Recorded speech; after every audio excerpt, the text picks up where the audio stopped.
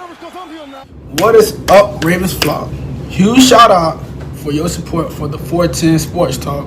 James and Glenn are the best in the business. They're killing it right now. They love talking Raven talk. Make sure you go subscribe to their channel. Let's go Ravens. Big trust. Hey guys, welcome into another episode of 410 Sports Talk. James Haskell along with my co-host Glenn Martin and Jeff Zrebiec from The Athletic, of course, the senior staff writer covering the Baltimore Ravens, has decided to grace us with his presence this evening. Jeff, thanks for coming on, man. My pleasure, guys. I appreciate it, and thanks for having me.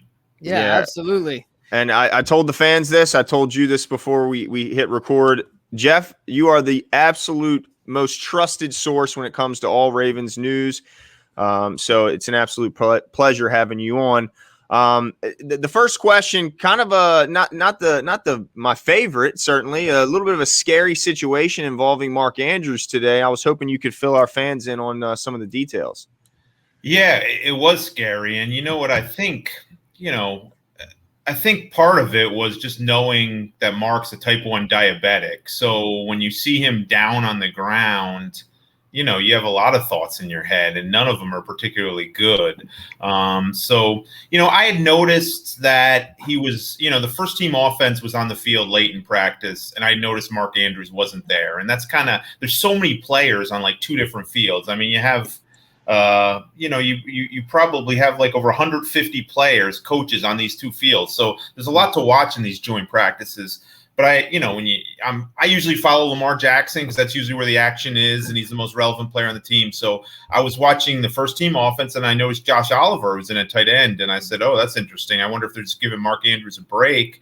And I look in the sideline. I was looking for him. I found him, and he's kind of taking he's taking the tape off his fingers, and you could tell his day was over.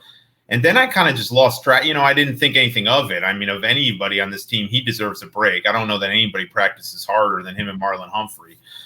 So then I was making my way to the little interview area they had in, the corner of the field there after practice. And I saw somebody down, and he was just surrounded by medical personnel and trainers. And, I didn't want to be that guy. And, the personnel from the Ravens were clearly trying to kind of shield it so it didn't become a big scene. But yeah, he was walking off the field, and he just kind of dropped. He just couldn't make it. The cramping was that severe, and he was in a ton of pain. And they got him under a canopy there to give him some shade. And John Harbaugh was over there, and Lamar came over there, and, a bunch of teammates stopped by, and while they were letting the medical people do their work and Mark to get treatment, and they brought an ambulance down, which kind of escalated the concerns. But, he didn't get taken to a hospital. He just got transported kind of up the hill. There's a big hill down to the football field to the area where the team was, meeting and getting ready for practice on campus here. And, he actually was on the hotel bus back, on the team bus back to the hotel with the rest of his team. So good sign he's doing better. It just it was a scary moment, though. Yeah, so definitely, and it sounds like based on at least what you were able to understand, it was due to cramping then. Like you said, it wasn't related to him being type 1 diabetic. Yeah, that's what John Harbaugh said. He said, to their knowledge, it was just related to the cramping. Now, I kind of stay away from the medical stuff because I'm really not well-versed. But, I'm sure there's you see all these internet doctors pop up that are not even here but seem to know what's going on. But I don't know for a fact, and like how that could maybe contribute to it, and dehydration, all that. But, John Harbaugh was asked that directly. Was this a result of his blood sugar?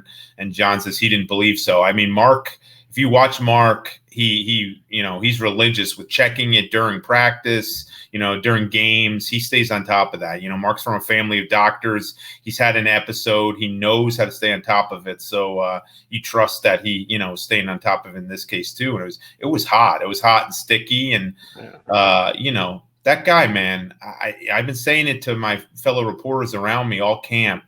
He just won't stop. He's relentless. And this was a sort of practice where the offense was struggling.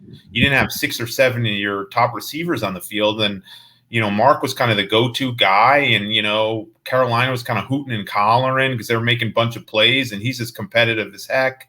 And I imagine he was deciding he was just going to go even harder. And, it was a tough circumstance, tough conditions out there to do that. Yeah, Glenn and I have talked about this before. We heard from previous coaches that sometimes the hardest thing to do with an athlete is to rein them in, not to push them. Yeah. Right? I mean, Yeah. so I'm not surprised by that at all. You know, following up to that question, with it being hot and sticky down there, certainly things have been heated between the Ravens and the Panthers during these joint practices. There was a bit of a scuffle on Wednesday. Did anything of note happen today? And anything that is noteworthy?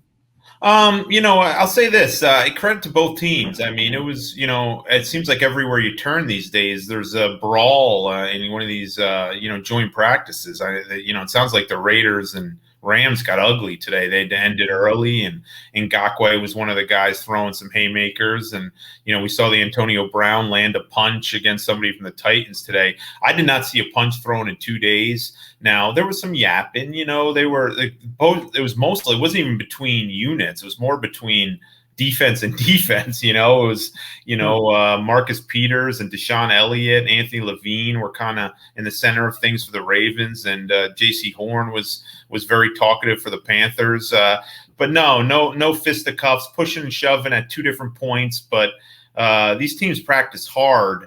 And there were some hard hits where I thought, okay, somebody's going to go after someone. And, mostly everybody kept their cool. It's a real credit to the two teams. I mean, the most notable thing today was just how much the offense struggled. 5 interceptions, the quarterbacks threw, 3 by Tyler Huntley. But again, I'm not making excuses here, for them. I'm not going to do that. But when you don't have 6 or 7 of your receivers and your offensive line doesn't have 3 of their 5 starters, and the Panthers have a good defense. I mean, you look at that front, that's a really good defense. They have some issues, but I mean, overall, they have some high-end talent on that defense. It was basically 1s against 2s and 3s at today's practice, and the discrepancy sort of showed. Jeez. Yeah, I'm sure Harbaugh was not. This isn't how he drew it up when he envisioned this joint practice, having, like you said, 2s and 3s going against their 1s. But I guess it's an opportunity for others, and certainly an opportunity has opened up. It looks like the safety positioning is turning out to be one of, if not the most intriguing battles, after a couple of guys had some really nice games in that preseason game 1. So my question, Jeff, is how many safeties do you think they'll ultimately keep, and who do you think could end up being that guy left off the final 53? Yeah, that's a great question, and I honestly think when you look at it, all the attention was paid to certain positions going in, and I was as guilty as anybody, or do they take 3 quarterbacks, and can they take 7 receivers? And those situations have sort of sorted itself out with injuries or just people not performing. And I would think the DB group is the most interesting position competition at the moment. I'm interested to see if they keep six outside linebackers and what's Jalen Ferguson's fate. And, I'm interested in how the three or four reserve offensive line positions play out. But, the DB group, they've been mostly healthy, the frontline guys other than, kind of recently. But, Deshaun Elliott and Clark will start. Brandon Stevens will be number 3, more than likely. And you have Jimmy Smith, if he's healthy. I think they'd use him on third downs as a safety. So technically, you don't need to go deep there if you want to keep one last because you got Jimmy. But I think we all know Jimmy Smith's injury woes and how much can you count on him. The question you'd have is that 4th safety spot and possibly a 5th.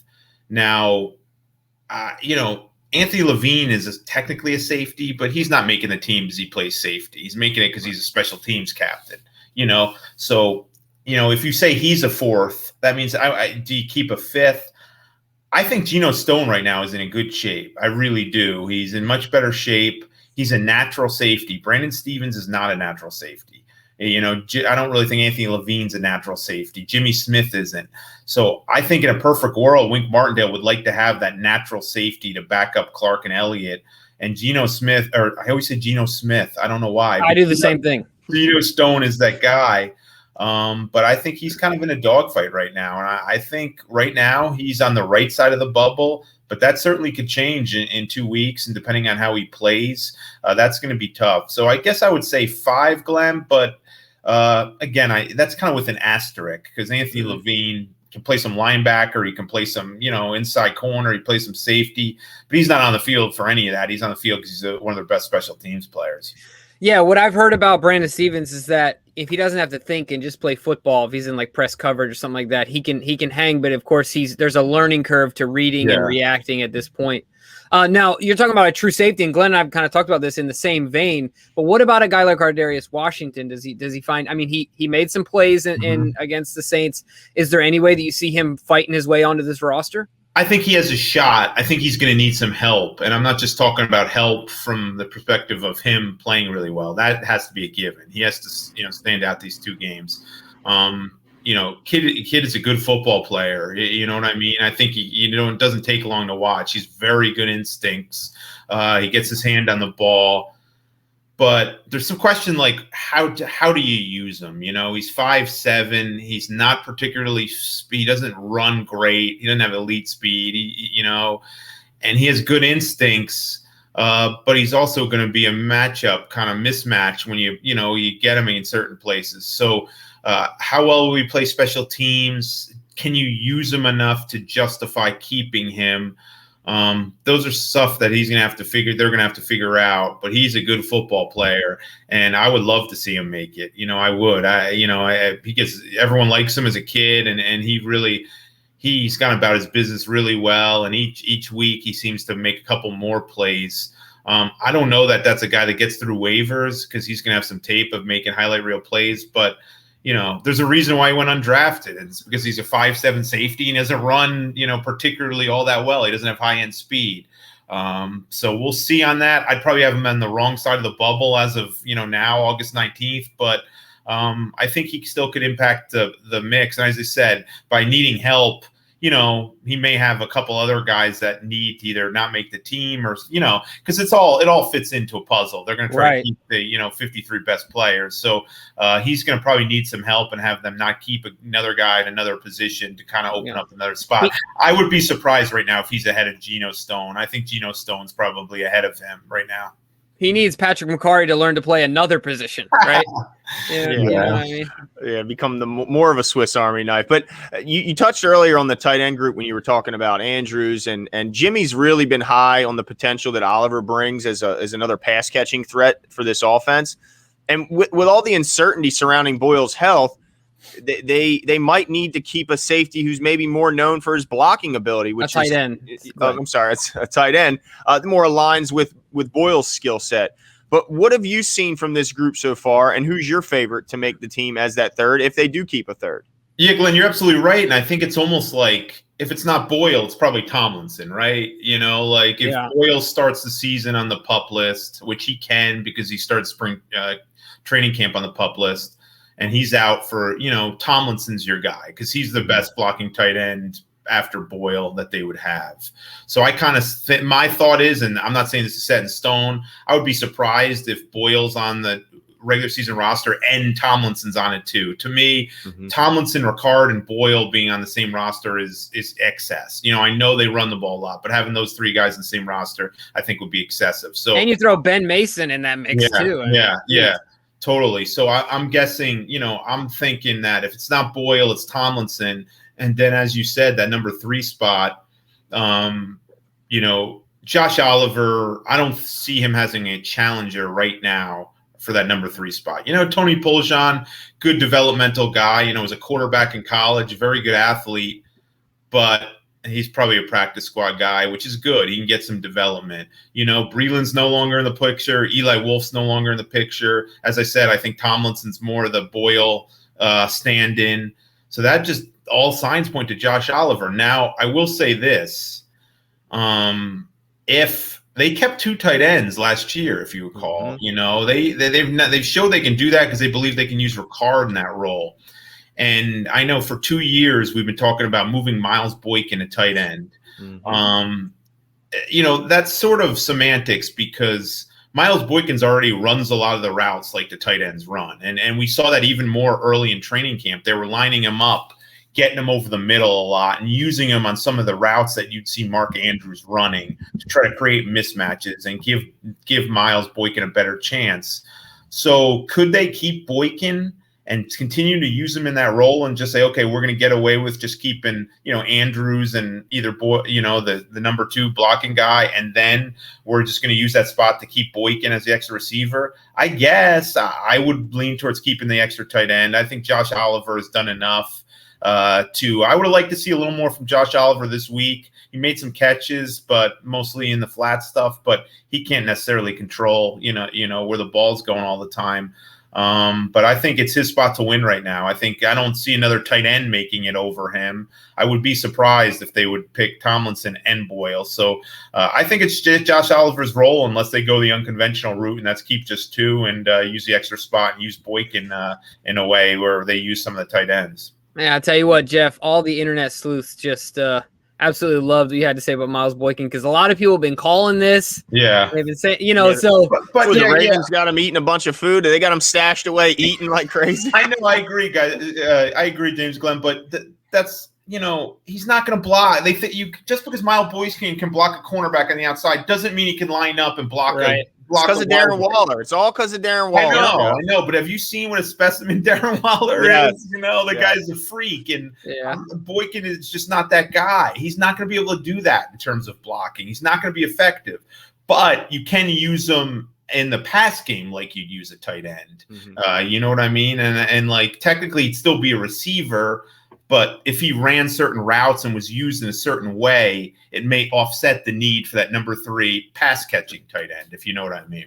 Yeah, no, certainly. That'll be interesting to see what route they go there. Now, I want to switch over to the other side of the ball real quick and talk about the defense. Our 2 young guys at inside linebacker. A lot of folks are really high on Malik Harrison. In fact, some of our viewers have commented that they think that he will supplant Patrick Queen one day as the flagship inside linebacker for the Baltimore Ravens. But what have you seen from Malik Harrison so far in camp?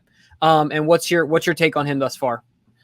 I'm glad you guys, you're asking me a couple things like DBs and inside linebackers. And I'm glad we're talking about this because there's been so much gloom and doom about the offense. And I know this was supposed to be the off season of, them fixing the passing game and all their new toys. And it just, their O-line solidified and it just hasn't gotten off the ground. But it's been hard to find a negative story on defense. You guys pointed to the young DBs.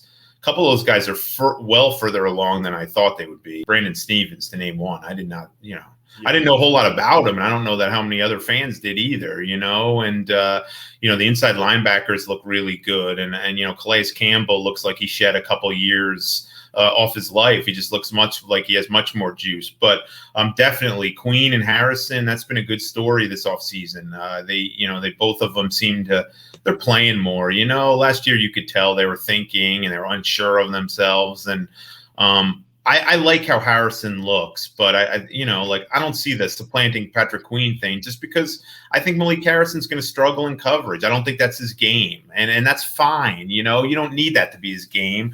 He's not going to be on the field all 3 downs, but I think in certain roles, as that downfield thumper in the middle of the field, the guy who can take on the run. And, we saw it in the Saints game, the preseason opener. I mean, he was hitting people. He made his presence known. I think he had 4 or 5 tackles in that game. And I forgot who they credited for that turnover on, forced fumble, maybe in Ferguson. I forgot, but he laid the wood on Latavius Murray on that play. I think they're really excited about him. How he's playing, the physicality he's playing with. They just need to keep him engaged. He had a tendency last year to kind of flash and then fade in the background. I think Rob Ryan will help with that. He brings that swagger and he challenges these guys every day, and he does a good job getting after these guys when they need, a kick in the pants, and then providing, an arm around them and a joke when they, need to lighten the mood. So I think his personality is a good fit for Harrison and Queen. I think he'll have them going to the field, playing with some swagger. And I think that's the big thing those guys need, play with some confidence, play with some swagger, fly around. Okay, you're going to make a couple mistakes, but do it by playing, not constantly thinking, Yeah, no. Do our defensive coaches not have the best hair in the NFL at this point? Definitely. I see all the time. Man, I would love. It would be a career achievement if I would, to have a beer with Wink and Rob Ryan, sit back and listen to their stories and their jokes. I mean, that would be classic. Yeah, throw Rex in there too. Let's get them all over here. So before camp started, we did our 53-man roster prediction like most, and we both kind of thought it would be tough for Prochet to make the team when you look at how many they typically keep. The emphasis on the wide receiver position being a little bit less here than in most on most teams. But after a few weeks of camp, he looks like an absolute lock, and his stock seems to be rising daily. So what are your thoughts on James Prochet, and what kind of season might he have this year? Yeah, it's amazing. I mean, I agree with you. I think he's probably a lock at this point. I can't see him, first of all, it would send a terrible message for a guy that's just consistently made plays all camp, never missed a practice. First on the field, last off it, almost every practice. Catch and judge. The guy has been maniacal about working hard, being there. I loved how he jumped in. He started that yesterday with that, that little, pushing match. He jumped in to support a teammate, and I thought it was awesome. He didn't go in there swinging, but he went in there to shove the guy and make sure the guy knew that's not going to be tolerated here. And he's just, again, I want to see it in the game, first of all, for James Prochet. And I know that's easier said than done, but everyone's so excited about him. And then the Saints game, he barely knew he was out in the field. Now, is that necessarily his fault, all of his fault? No. I mean, the quarterbacks weren't getting enough protection to even throw much down the field. So that obviously impacted him. And two, we're going to have to start seeing it against, quality corners. Because let's be honest, guys, I mean, much of his highlight tape this training camp has been against Nigel Warrior and Khalil Dorsey and Sean Wade. Yeah. And he's not going to be facing those guys every Sunday, and so I want to see if that can translate. So I'm kind of measured in predicting all these big things for him. I'm kind of wait and see mode on him. In terms of how productive he can be during the regular season and how this receiver group, fits out. Bateman probably will miss a couple weeks. Who knows if Boykin's on the team. So, I doubt they're going to be able to keep 6 receivers active on game day. That would be a lot for a team that runs as much as the Ravens. But, all signs are positive. I think he's earned the playing time. I would love to see the Ravens make a point to get him involved, even Saturday against the Panthers. But then come September 13th against the Raiders, you've drafted these guys. Let's see what they have. Yeah, there seems to be such a rush to judgment to call someone a bust these days, and some people were doing it with Prochet. Let's see what he has first. But he's certainly put himself in good position to be a contributor for this team come September 13th. Yeah, certainly quite a story. I'll have to agree with you on that, and I'm excited to see what he can do this weekend. Now, I want to stay on the offensive side of the ball real quick. We got 2 more for you before we let you go here, sure. Jeff. But what is your concern level with the lack of consistency when it comes to the health of the offensive line? Right, we heard both starting tackles miss today. What's the potential impact, during the season of these starting 5 not getting enough playing time together, because really they have to be one unit. So where are you at as far as your concern level at this point with the health and the lack of snaps together for the offensive line? I think it's a concern. I've said this: concern, yes; panic, no. And with how poorly they played up front offensively against the Saints, and I had written that, look, this has become a concern. You can't just push this off and say, oh, it's early in the preseason. Those guys that they're playing, they're going to need those guys. You're not going to go through the season with the same 5 offensive linemen. I mean, we saw that last year with the amount of changes they needed to make. I mean, if you go through the season with the same offensive lineman, you're probably going to be playing in the Super Bowl, because that's how important it is. So, I just think it was a disappointing effort. Those guys were mostly playing backups too, and they didn't stand up to it. So I'm concerned about the depth. I'm concerned about the lack of the lack of a swing tackle. I have no idea who that's going to be. It's been pretty clear that Tyree Phillips is better at guard than tackle. I don't think Ben Powers is suited to play tackle. I don't think Patrick McCarry can, and we've seen that. He can in an emergency, but if Ronnie Stanley or Villanueva go down, I don't think you can pencil in Patrick McCarry like you could, last year and say, oh, Orlando Brown will just move over to left tackle. No, who's going to play left tackle if Ryan Stanley's not ready? So I'm concerned about that. I'm concerned about how Alejandro Villanueva looks.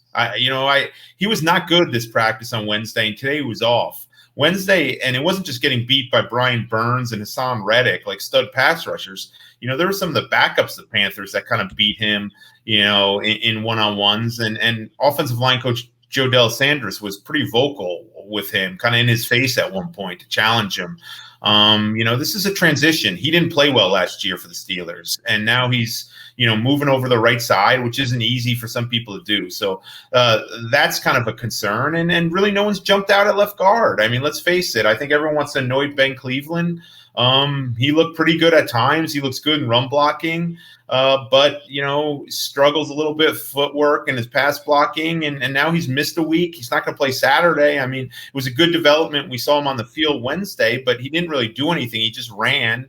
And then today he wasn't even out on the field. And as you know, with concussions, you never know. I mean, he could be out for a couple more weeks and you wouldn't know. So already I think it's fair to say, has he missed enough time to kind of take him out of that mix? So, there's a lot of things, but Ronnie Stanley, I think Monday is a big day for the offensive line guys. And because I think Ronnie Stanley will be ramped up. I think it's time to him to kind of take the next step. It wouldn't even surprise me if he plays against Washington at left tackle. I think by next week, they want their left guard in place. They want their left guard working with the unit, getting regular snaps. But we'll see. If Cleveland's that guy, he's going to have to be healthy to be able to do that. And I don't know whether he will be at this point.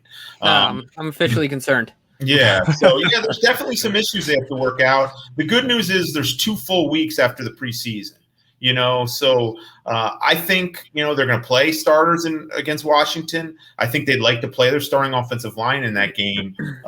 So that'll give them 3 weeks and some reps. But I don't think you can dismiss the lack of chemistry. I think that's something that needs to be built, especially with all the movement the Ravens do on their offensive line. But, let's face it, when Lamar Jackson's under center, when they're actually running the regular season game plan, it makes life a lot easier on your offensive line. So I don't think we should necessarily judge them over preseason games and how they look in practice because they're showing nothing. This is the bare minimum. We're going to see a completely different running schemes and offense September 13th than we're seeing now.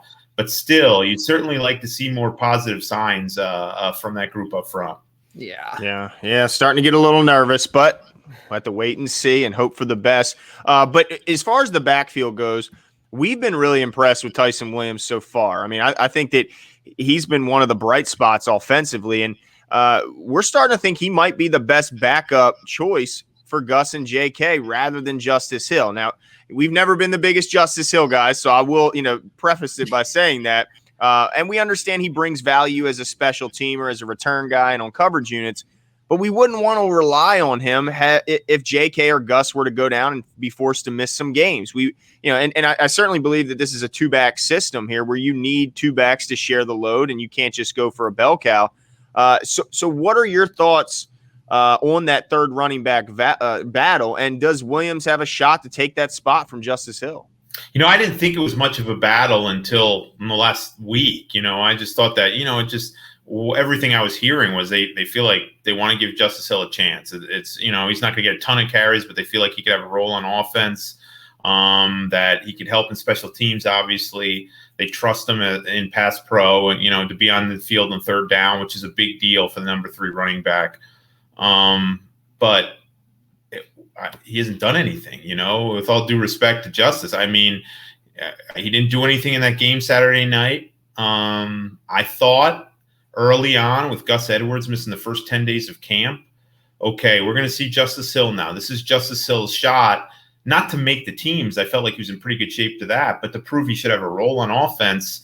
And it's hard for running backs to stand out early in camp, non-contact practices, no live tackling, but you just didn't really notice him too much. And now he's out with an ankle injury and he's not playing Saturday. I don't know if he'll be back at practice next week. But now I'm absolutely starting to wonder if this indeed is a competition, and I would have to think there's some thought about it at this point. Let's see how Tyson Williams plays Saturday. But, I think it's going to be decided. Your number 3 running back has to play special teams. And we're all talking about their roster construction.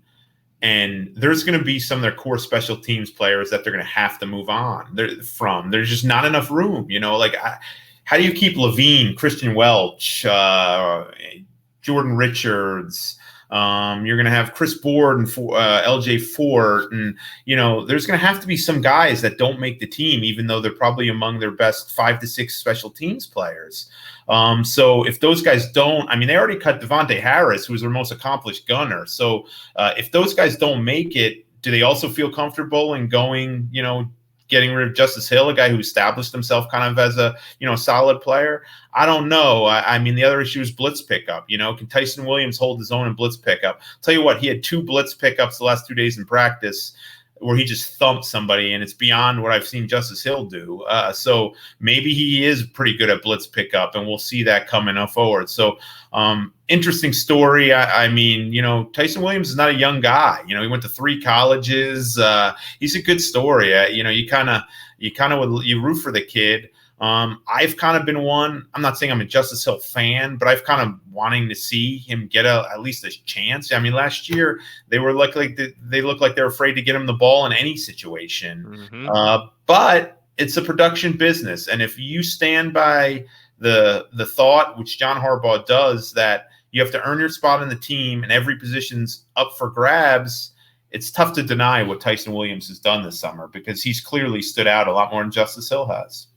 Yeah, absolutely. The only, as a faithful Utah alum, the only BYU Cougar I'm rooting for right now is Tyson Williams. I really like what he's bringing to the table. Jeff, very last question for you. You think there's any chance we see Lamar in this game coming up on Saturday?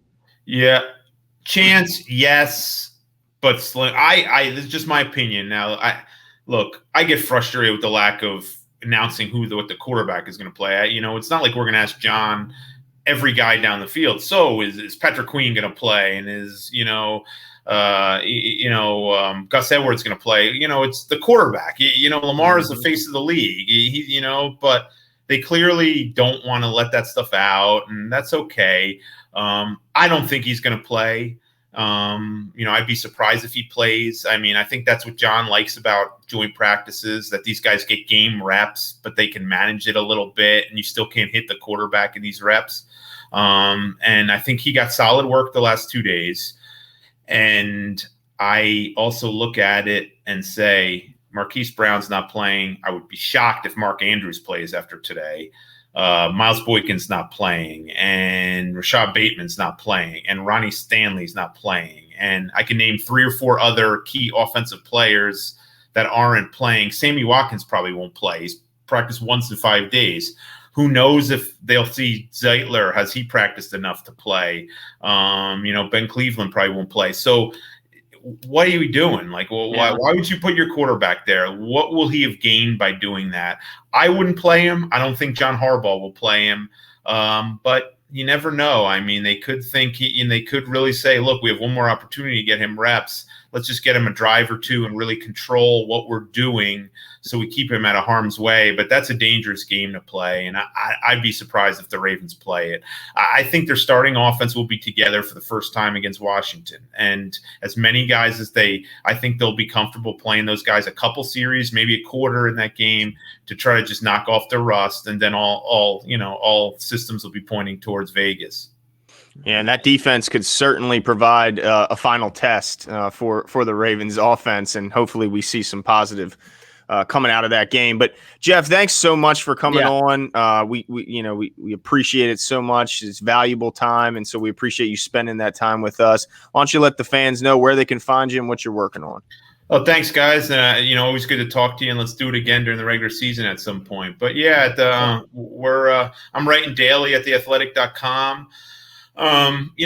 Camp observations are fun. I've kind of been doing them every day, and I just find, there'll be plenty of time to write bigger profiles and stories and different things. But I think this is a cool time because we can watch all of practice. We can't watch all of practice once the regular season phase starts. So, so I'll be doing a bunch of that. I'm sure I'll have a roster prediction coming up soon, that we could all see, and we could all point out where I was wrong and all that. But it's a fun year. It's going to be exciting, and looks like we'll be back traveling to just about all the road games this year, which is fun. Certainly adds to the experience. So I'm excited. No, absolutely. Thanks again, Jeff. We appreciate the time. Have a great evening. Take care, guys. Thanks for having me.